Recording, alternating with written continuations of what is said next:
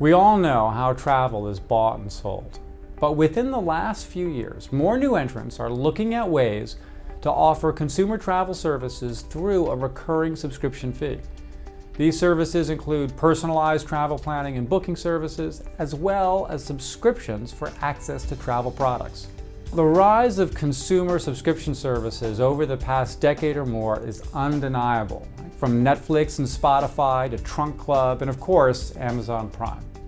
The concept is simple: pay a recurring fee for on-demand access to content or services, or both. So what about travel? You could say subscription services of a sort have been around for decades. There are timeshares and vacation ownership. TripIt has offered a pro version of its itinerary aggregation service for years. United Airlines introduced subscription services for baggage and its Economy Plus seating.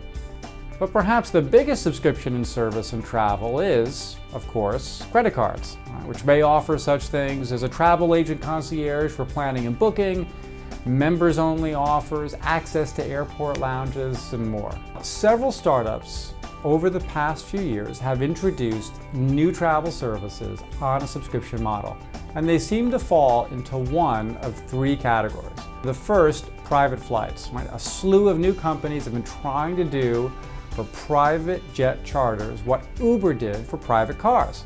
There are at least four: Beacon, JetSmarter, Rise, and Surf Air, offering this on a membership model.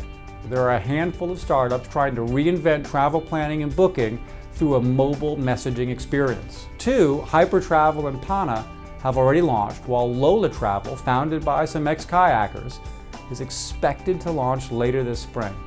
Others are on the way. The third is travel product subscriptions. I think this is actually the most provocative. These are subscriptions for direct commercial travel products. OneGo is perhaps most easily described as a Netflix for commercial flights. Fly as much as you want for a monthly fee, starting at $1,500. And Traveler, still very much in alpha, offers surprise getaway packages up to 4 times a year for a monthly fee of about $130 per person. So if you build it, will they subscribe? Well, there are 3 key questions. The first, are there enough frequent travelers?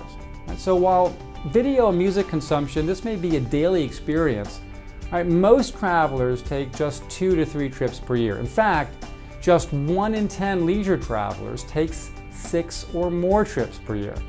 So these services are necessarily targeting this much smaller set of more affluent and frequent travelers.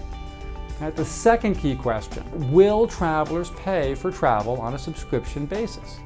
Well, there is some precedent. Most traditional travel agencies have been charging trip-based fees for years. Now, the third question, though, even if there is an ample potential pool of frequent travelers, each of these services demands a profound change from consumers in how they do their trip planning and purchasing. Will travelers accept such a big change? But these companies are taking some interesting stabs at a new approach that will ultimately see much iteration. And in a new analysis from Focusrite, we take a close look at the opportunity for delivering travel as a subscription service. This concise report examines the state of travel subscriptions today. It identifies the key ingredients needed on both the consumer side and on the provider side for a subscription service to work in travel. It identifies the central challenges facing travel subscription services and provides a review of a growing group of startups making a big bet on delivering travel as a subscription. And if there are other subscription-based travel startups I've missed, please let me know on Twitter @DouglasQuinby.